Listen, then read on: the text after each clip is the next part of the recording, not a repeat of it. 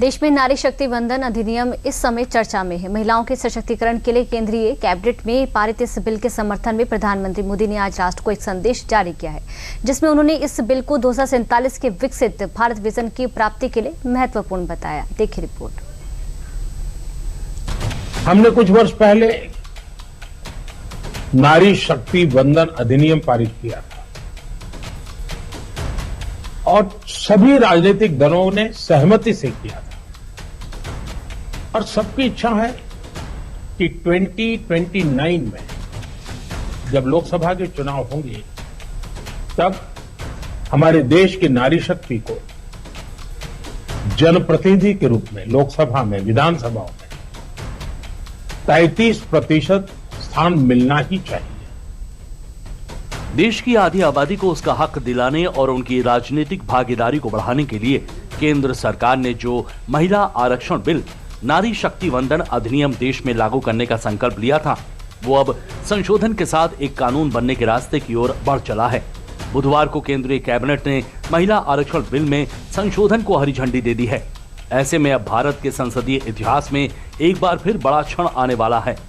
आगामी 16 अप्रैल को महिलाओं के लिए 33% आरक्षण से जुड़े अहम विधेयक पर चर्चा और उसे पारित कराने के इरादे से संसद का विशेष सत्र बुलाया गया है। महिला आरक्षण बिल पर 16 से 18 अप्रैल संसद में होगी चर्चा। लोकसभा सीटों की संख्या बढ़ाकर 816 करने वाला विधेयक होगा पेश। महिलाओं को जल्द मिलेगा आरक्षण, बनेगा कानून। 16, 17, 18 अप्रैल को सदन में होगी चर्चा। लोकसभा में अभी कुल 543 सीटें हैं। 50% सीटों की बढ़ोतरी के साथ संख्या 816 हो जाएगी। 816 का एक तिहाई यानी 273 सीटें महिलाओं के लिए आरक्षित होंगी।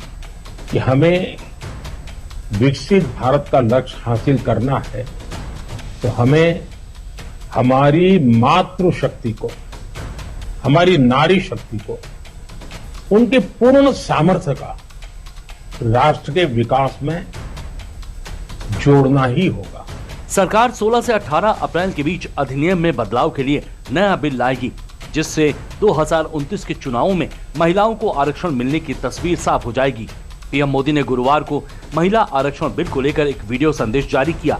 साथ ही अपनी वेबसाइट पर एक आर्टिकल के जरिए इन बिल की जरूरतों के सामने रखा। मैंने आज अखबारों में एक लेख लिखा है। मेरे अपने विचार मैंने साझा किए, लेकिन मैं आज आपसे आग्रह करता हूं, आप इस लेख को जरूर पढ़ें, औरों को भी पढ़ने के लिए प्रेरित करें और हम सभी राजनीतिक दलों को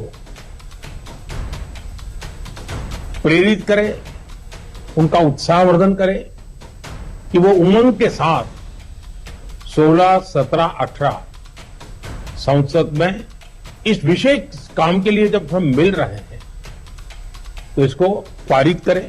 पीएम मोदी ने सभी दलों से इस बिल को पारित कराने के लिए साथ आने की अपील करते हुए आर्टिकल में लिखा है कि महिला रिजर्वेशन एक्ट में प्रस्तावित बदलाव सिर्फ एक कानूनी काम नहीं, बल्कि ये पूरे भारत की करोड़ों महिलाओं की उम्मीदों की झलक है।